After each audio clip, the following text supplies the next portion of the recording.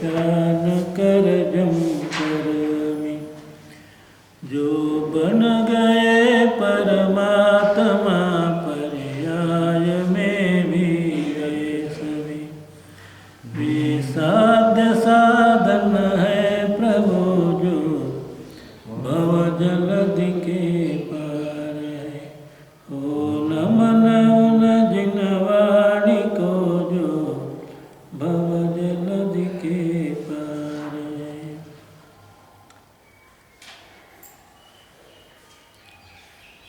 मिथ्या मान्यता कशा रूढ झाल्या जगामध्ये, मिथ्यात्व आणि कशा यांचा बोलबाला जिकडे तिकडे चालू आहे। आणि फक्त एक जैन धर्म असा आहे की तो वैज्ञानिक दृष्टिकोनातून सर्व वस्तूचा विवेचन करणारा आहे। पण अशा जैन धर्मामध्ये सुद्धा अनेक मंत्र तंत्र आणि मिथ्या मान्यता इतक्या वेगानं घुसलेल्या आहेत की कालांतराने प्रश्न पडेल की जैन धर्म इकडचा घ्यायचा का इकडचा घ्यायचा। मेजॉरिटीच्या आधारावर जर घेतला तर मेजॉरिटी मिथ्या दृष्टीच्या बाजूला पुष्कळ आहे आणि त्यामुळे जैन धर्म हा वास्तविक तसा अगदी मायनॉरिटीमध्ये आहे। पहिलेच तो मायनॉरिटीमध्ये आहे आणि जे काही फॉलोअर्स आहेत त्या फॉलोअर्सपैकीही 99% लोक पुन्हा मिथ्या मार्गाकडे झोपलेले आहेत। त्यामुळे जैन धर्माचं सत्व पुढे राहील किंवा नाही याची शंका यायला लागते। पान नंबर 110 वर खाली, तसेच काम क्रोधादीजन्य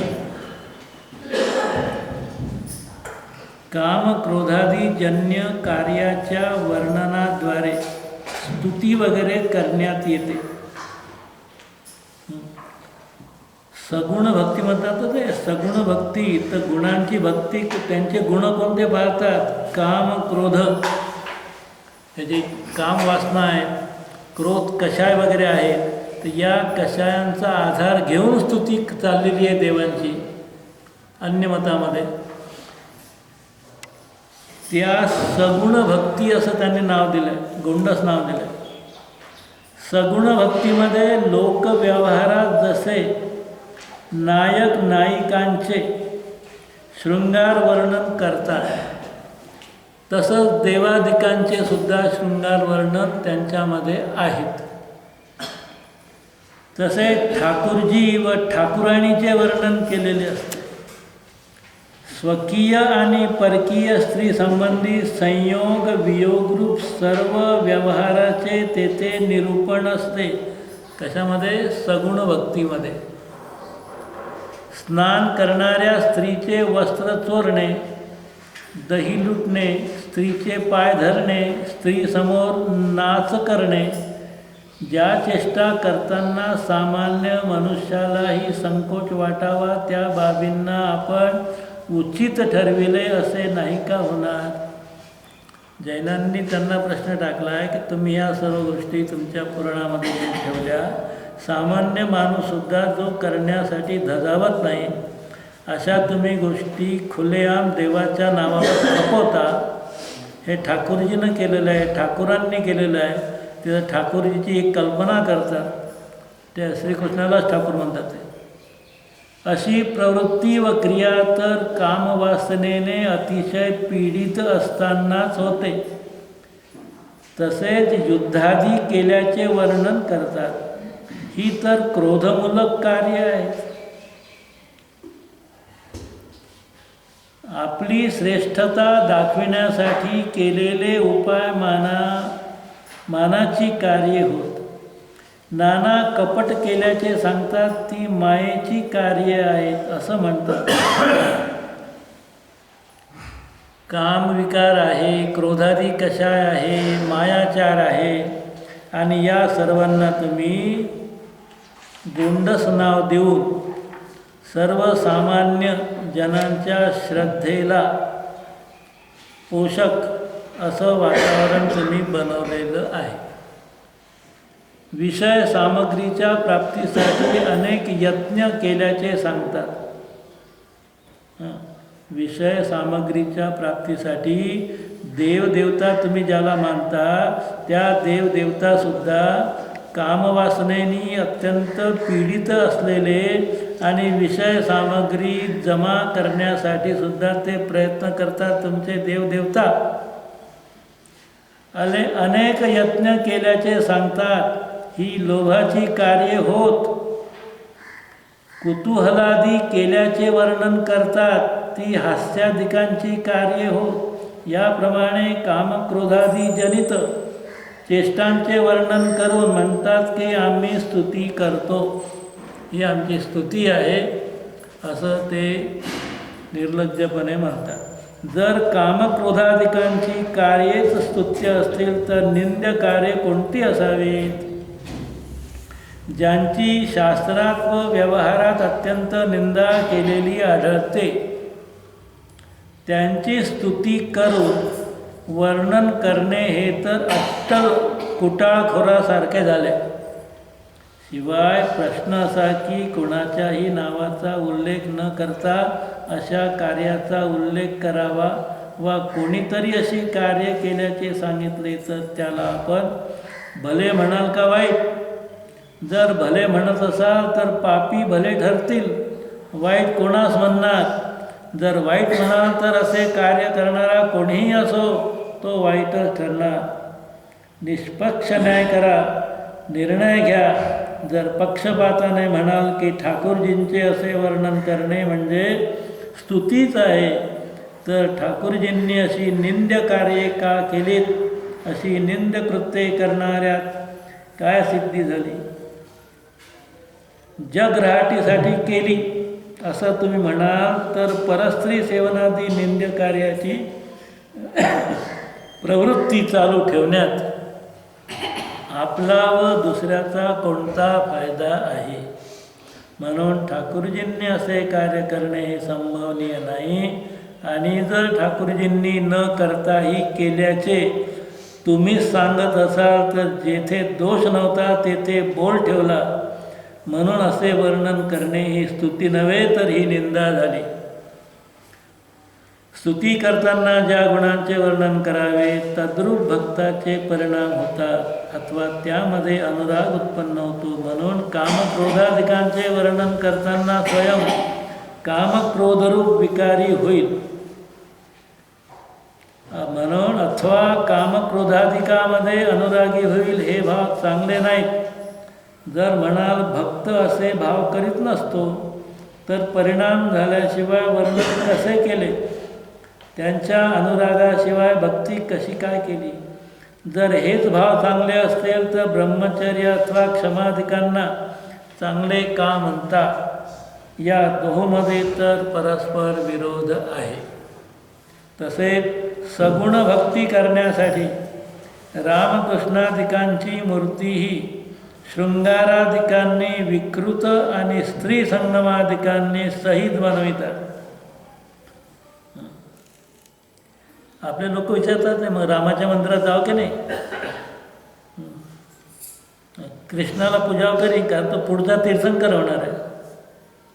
कृष्ण पुढचा तीर्थंकर होणार आहे. राम मोक्षाला गेला, राम मंदिरात जावं की नाही?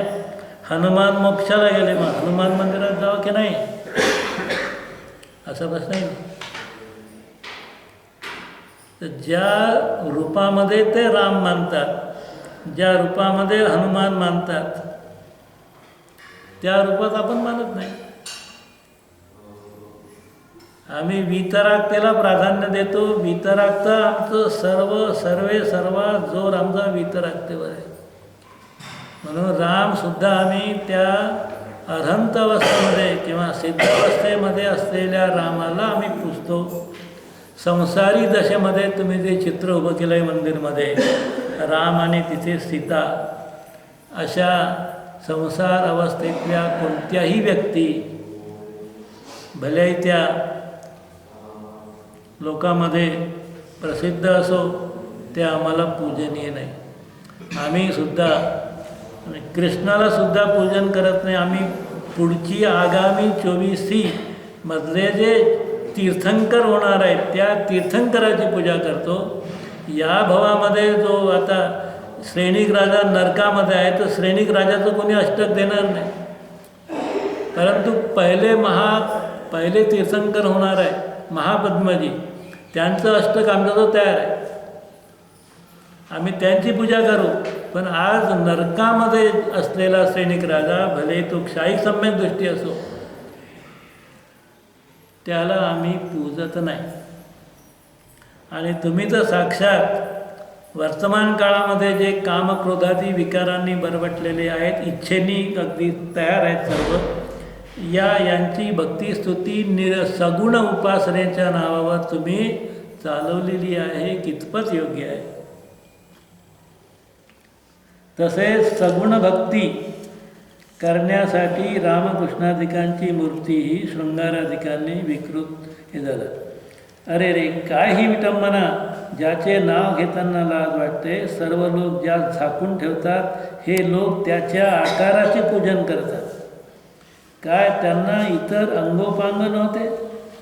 असे करण्यात तर अतिशयच विटंबना आहे. तसेच सगुण भक्तीसाठी नाना प्रकारची विषय सामग्री गोळा करतात. नाव तर ठाकूरजीचे करून ते भोग स्वयं भोगतात. ठाकूरजीचा भोग आहे, 56 भोग आहे, 56 प्रकारचे बनवा मिष्टान्न. कशासाठी? ठाकूरजीच्या नावाखाली, म्हणजे आपल्याला खाता येईल ते भोजन करतात. ठाकूरजी जे भोग चढवितात तो प्रसाद समजून स्वयं ते भक्षण करतात. किती चीटिंग चाललेलं आहे. याचा अर्थ असा की प्रथमतः ठाकूरजीच भूक तहान लागत असावी. नसेल तर अशी कल्पना कशी संभवते? आणि क्षुधेने पीडित होऊन व्याकुळ झाल्यामुळे ईश्वर दुःखी झाला तर तो दुसऱ्याचे दुःख कसे दूर करणार?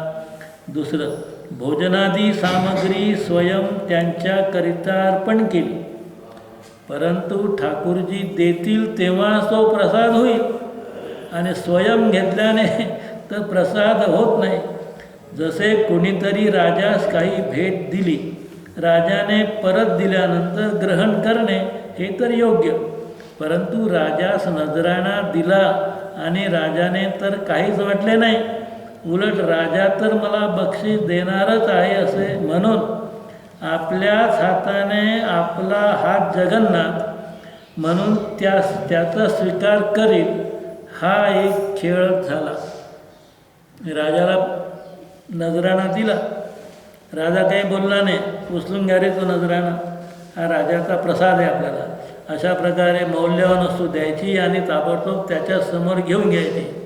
हा जसा ही जशी वृत्ती आहे तशीच तुम्ही तुमच्या आराध्य देवदेवतेसमोर 56 प्रकारचे भोग ठेवून तुमचा प्रसाद समजून तुमच्या आज्ञेनं आम्ही हे ग्रहण करतो असं समजून तुम्ही स्वतःची भोग लालसा त्याच्यामध्ये पोषित केली. तसेच येथे अशा वागण्याने भक्ती तर झाली नाही. कशाची भक्ती आहे? उलट हसे मात्र झाले. शिवाय ठाकूरजी आणि तुम्ही 2 आहात का एक? भिन्न असाल तर भेट दिल्यानंतर ठाकूरजी परत उचलून देतील तर ग्रहण करावे, स्वयं का उचलावे? जर आपण म्हणाल का ही ठाकूरजीची मूर्ती आहे म्हणून मीच कल्पना करतो, तर ठाकूरजींनी करायचे कार्य आपणच केल्यामुळे आपणच तर ठाकूरजी झाला. भक्तच ठाकूरजी म्हणला ना. जर ठाकूरजी व तुम्ही एकच असाल तर देणे प्रसाद घेणे सर्व काही खोटे झाले. एकरूपता असताना असा दुजेपणाचा व्यवहार संभवत नाही. सारांश, भोजन लोलूप पुरुषच अशी कल्पना करू शकतो. ठाकूरजीसाठी नाच गाणे करविणे, शीत ग्रीष्म वसंत आदी ऋतूमध्ये संसारी जीवांच्या भोगोपभोगासाठी योग्य अशी सामग्री गोळा करणे इत्यादी कार्यक्रम करतात. तेथे नाव ठाकूरजीचे आणि इंद्रियांच्या विषयाचे पोषण मात्र आपले असा उपाय तर विषयासक्त जीवा करवी तेवढा करण्यात येतो. तसेच जन्म, लग्न, शयन, जागरण आदिकांचीही कल्पना करतात. ठाकूरजीचा जन्म झाला, ठाकूरजीचं लग्न आहे, मग आता झोपले आहेत, मग जागरण करतात, आदिकांची कल्पना करतात. त्याप्रमाणे ज्याप्रमाणे लहान मुलगी बाहुला बाहुलीचा खेळ खेळून कुतूहल करते, तसे हे लोक कुतूहल करतात. वास्तविक तर काही परमार्थरूप गुण नाहीतच. बाळ ठाकूरजींचे सोंग घेऊन चेष्टा करण्यात येते, दहीहंडी फोडण्यात येते. त्याने आपल्या विषयांचे पोषण करतात आणि म्हणतात ही भक्ती आहे, इत्यादी इत्यादी. फार काय सांगावे असा नाना प्रकारचा अन्यथापणा सगुण भक्तीमध्ये आढळून येतो. याप्रमाणे या दोन प्रकारच्या भक्तीद्वारे ते मोक्षमार्ग सांगतात. सगुण उपासना, निर्गुण उपासना. निर्गुणामध्ये काय सांगतात, एकही गुण नाही असा त्याचा अर्थ घेतात. एकही गुण नाही असा तो निर्गुण उपासना.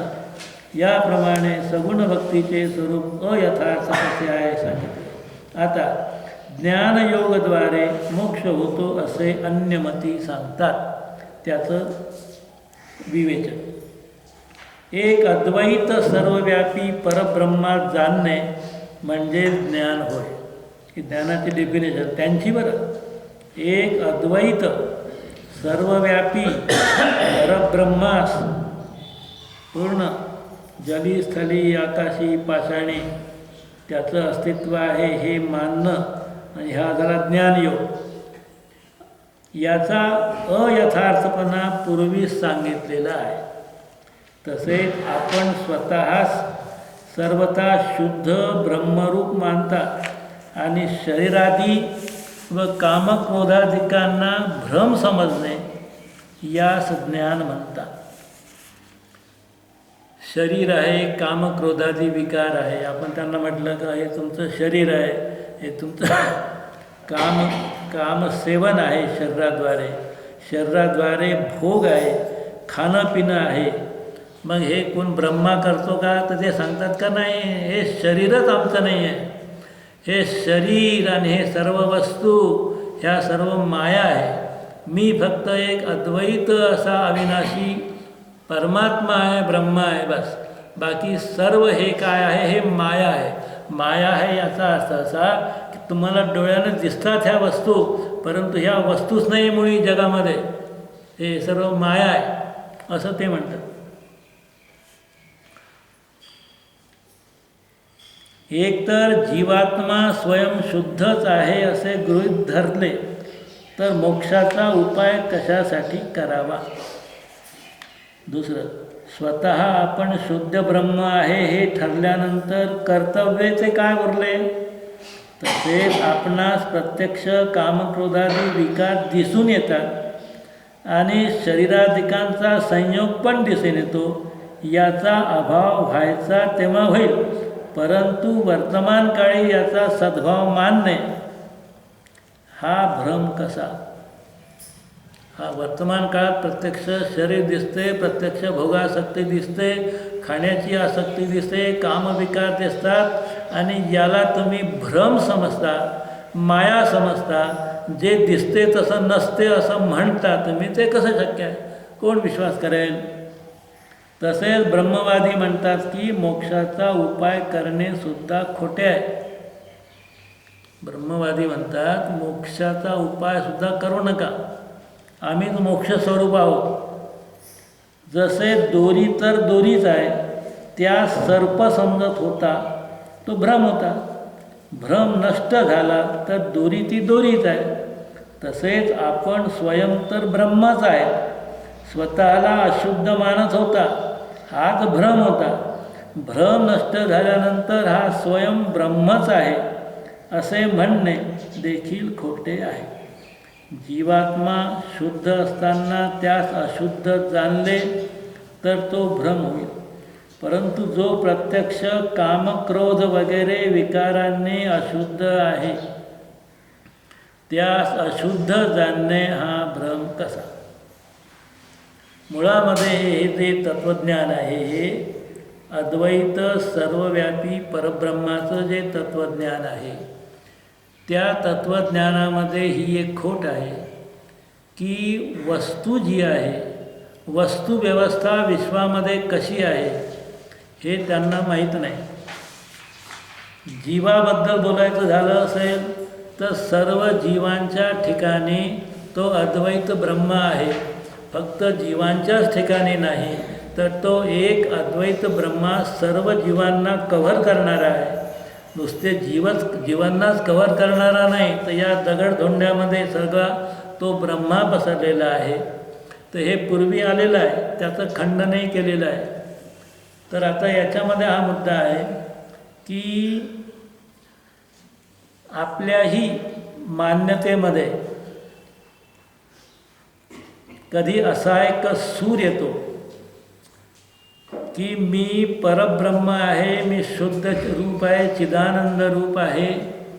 हे इतकं तर दोन्ही थेरीमध्ये समान वाटेल, परंतु ते कामक्रोधादी विकारांना हे माया समजून म्हणजे ते नाहीच असं समजतात आणि आपण त्या विकारी भावांचं अस्तित्वही मानतो आणि ते विकारी भाव पर्यायीमध्ये आहे आणि पर्यायीच्या पार आणखी एक काही वस्तू आहे जगामध्ये. पर्यायीच्या पार बघण्यासाठी शिका हे जैन धर्माचं तत्त्वज्ञान आहे.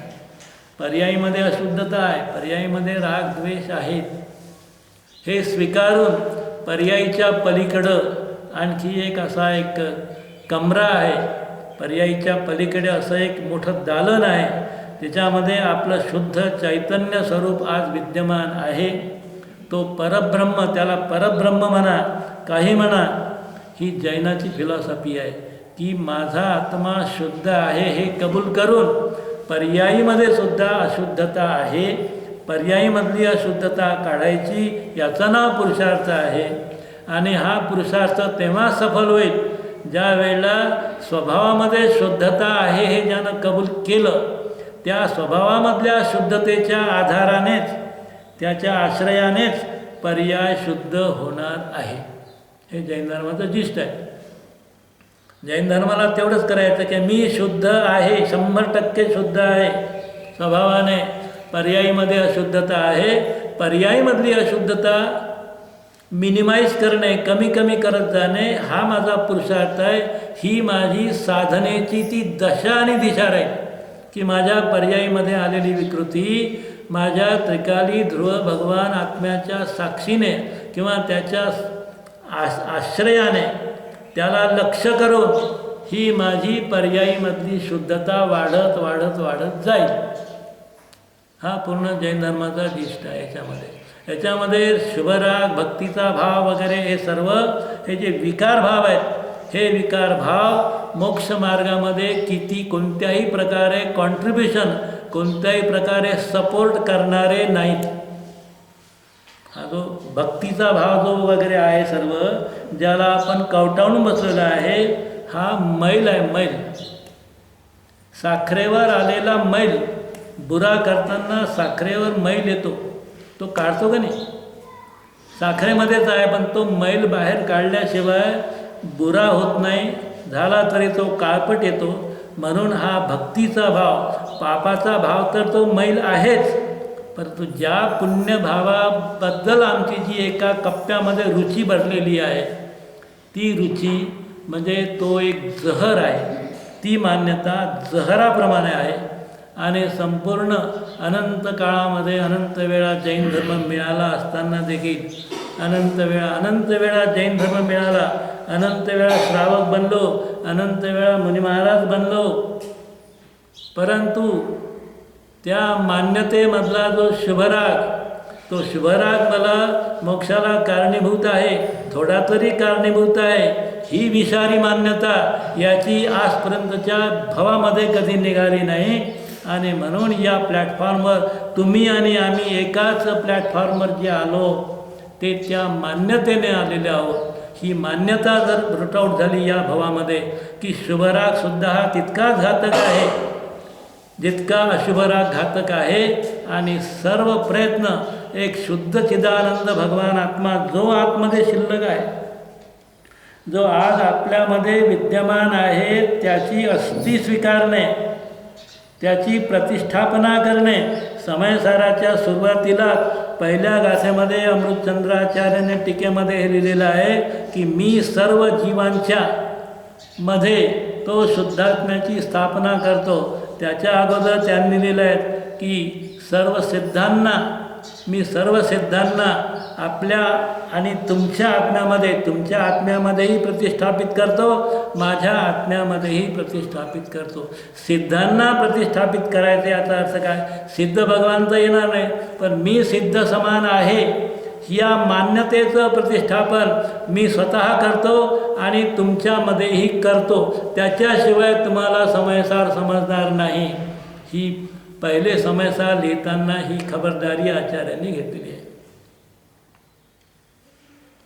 यावर जर आपण म्हणाल की कामक्रोधाधिक हा मनाचा धर्म आहे, ब्रह्म वेगळे, तर सांगा मन हे तुझे स्वरूप आहे किंवा नाही? जर असेल तर कामक्रोधाधिक जीवाचेच ठरतात, आणि जर नसेल तर जीव ज्ञान स्वरूप आहे की जड आहे? जर ज्ञानस्वरूप असशील तर तुझे ज्ञान इंद्रिय व मनद्वारा होत असल्याचे दिसून येते.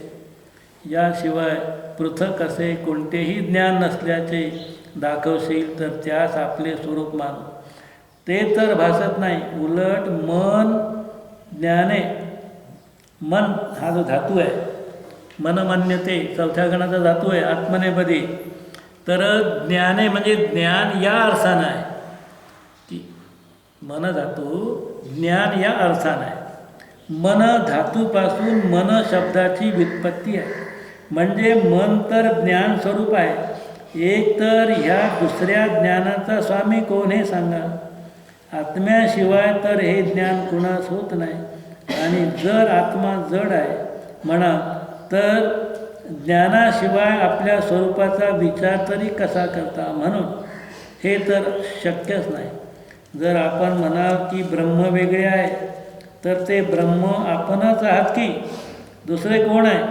जर आपण म्हणाल तर मी ब्रह्म आहे असे जाणणारे ज्ञान तर मन स्वरूपच आहे, मनापासून भिन्न नाही.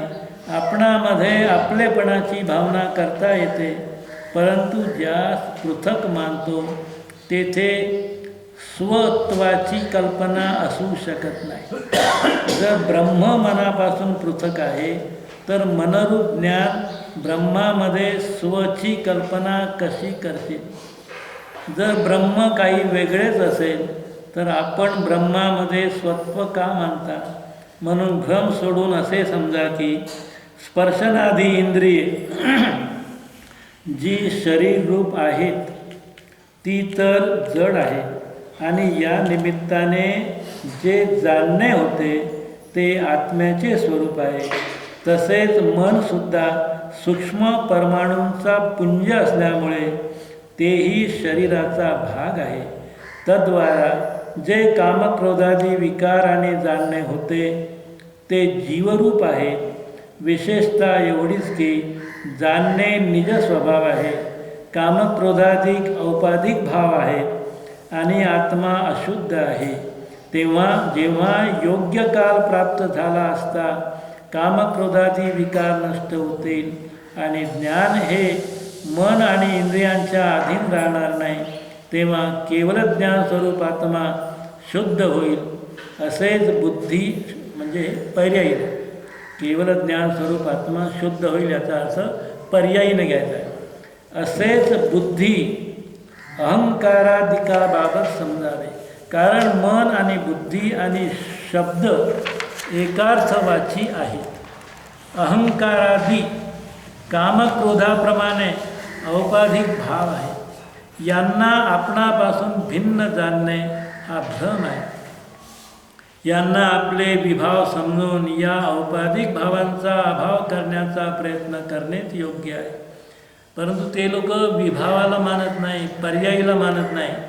जे काही मानतात ते द्रव्यालाच मानतात आणि जे कामक्रोधादी विकारी शरीरादी वगैरे परपदार्थ आहेत हे ते मानतच नाही. आणि दाखवलं का हा बघा टेबल आहे का नाही, टेबल तुम्हाला दिसतो पण हे माया आहे म्हणतात. माया म्हणजे हे भ्रम आहे, हे भ्रमानं तुम्ही याला टेबल मानतात पण इथे वस्तूच नाही आहे कोणती, असं त्यांचं म्हणणं आहे. तसेच अहंकाराधिकांच्या त्यागासंबंधी पण अन्यथा कल्पना करतात. सर्वच परब्रह्म मानून कोठेही आपलेपणा न मानणे म्हणजे अहंकाराचा त्याग होय असे म्हणतात. कारण तर सर्वच परब्रह्म मानून कोठेही आपलेपणा न मानणे म्हणजे अहंकाराचा त्याग होय असे म्हणतात. पण हेही खोटं आहे. सर्वप्रथम हे सांगा की आत्मा म्हणून काही आहे का नाही. जर असेल तर आत्म्यामध्ये आपलेपणा कसा मानू नये. जर आत्माच नसेल तर सर्वास ब्रह्मरूप मानणारा तरी कोण. सारांश, शरीरादी परद्रव्यामध्ये अहंबुद्धी नसावी. त्यांचे कर्तृत्व स्वतःकडे घेणे न घेणे हाच अहंकार व अहंकाराचा त्याग होय. स्वमध्ये अहंबुद्धी करणे दोषास्पद नाही. स्वमध्ये जो मी आहे तो कबूल करणे याला अहंबुद्धी म्हणत नाही. सर्वास समान समजणे व कशातही भेद न करणे त्यास रागद्वेषांचा त्याग म्हणतात. ही विचारसरणी खोटी आहे. काय? सर्वास समान समजणे, कशातही भेद न करणे. गधा घोडा हे दोन्ही एकच आहे, मूर्ख आणि ज्ञानी हे सारखेच आहेत असं मानणं याचं नाव समानता नाही. ही विचारसरणीसुद्धा खोटी आहे. कारण सर्व पदार्थ समान नाहीत. एक चेतन आहे तर एक अचेतन आहे. कोणी एक कसा तर दुसरा कसा. सर्वांना समान कसे मानावे. म्हणून परद्रव्यामध्ये इष्टानिष्ट बुद्धीचा त्याग म्हणजेच रागद्वेषांचा त्याग. पदार्थाची विशेषता जाणण्यामध्ये तर काहीच दोष नाही. याप्रमाणे इतर लोक मोक्षमार्गरूप भावासंबंधी अन्यथा कल्पना करतात. अशाच भ्रामक कल्पनेने कुशील सेवनसुद्धा करतात. अभक्षभक्षण करतात, उच्च नीच पाहत नाहीत, हीन आचार आचरतात, इत्यादी विपरीत प्रवृत्ती करतात. कोणी विचारले तर म्हणतात हा तर शरीराचा धर्म आहे. जसे प्रारब्ध म्हणजे भवितव्य असते तसे घडते, किंवा जशी ईश्वराची इच्छा असते तशी घडते. स्वतःवर काही दोष येऊ देत नाहीत आणि ईश्वराच्या नावाखाली दारूही पितात, मांसभक्षण करतात, ईश्वराला मांसही देतात. आम्ही विकल्पच करीत नाही. पहा तर ही खोटेपणाची सीमा. क्लायमॅक्स झाला, क्लायमॅक्स खोटेपणाचा. जी गोष्ट स्वयं जाणून बुजून करतात त्यास शरीरधर्म म्हणतो. स्वयं पुरुषार्थी होऊन कार्य करतात त्यास प्रारब्ध म्हणतो. स्वयं बुद्धिपुरस्सर विषय सेवन करतो त्यास ईश्वरेच्छा म्हणतात. विकल्प तर करतात आणि म्हणतात आम्हास विकल्प करणे नाही. कारण धर्माच्या नावाखाली विषय व कषाय सेवन करण्यासाठी खोटा युक्तिवाद उभा करतात. जर आपले परिणाम त्यात यत्किंचितही प्रेरक नसतील तर मात्र आम्ही ते तुमचे कर्तव्य म्हणणार नाही. जसे कोणी स्वयं ध्यानस्थ बसला असताना त्यावर कोणी वस्त्र फेकले तथापि तो त्यात जर सुख मानणार नाही तर वस्त्र पांघरणे त्याचेच काम होते असे म्हणता येणार नाही. मुनी महाराज ध्यानाला बसले, कोणी उपसर्ग केला आणि त्यांचं पूर्ण अंग वस्त्रानं गुंडाळून टाकलं. मुनींना दोष लागला का? मुनींना दोष लागला नाही. मुनी त्यावेळेला आपल्यावर उपसर्ग आला समजून चारही प्रकारच्या आहाराचा त्याग करतात. तिथेच बसून राहतात ते. कोणी स्वयं वस्त्र घेऊन पांघरेल व त्यायोगे शीतबाधा नाहीशी करून सुखी होईल आणि तेथे आपले कर्तव्य मानणार नाही तर हे कसे संभवेल. तसेच कुशील सेवन अभक्ष भक्षणादी बाबी बुद्धिपुरस्सर केल्याशिवाय घडूनच येत नाही, त्यास आपले कर्तव्य का मानू नये. जर खरोखर कामक्रोधादिकांचा अभाव झाला असेल तर कोणत्याही कार्यात प्रवृत्ती होऊच शकत नाही आणि कामक्रोधादी विकार शिल्लक असतील तर ते उत्तरोत्तर मंद होतील अशी प्रवृत्ती करावी. स्वच्छंद होऊन विकार तेवढे वाढविणे उचित नाही.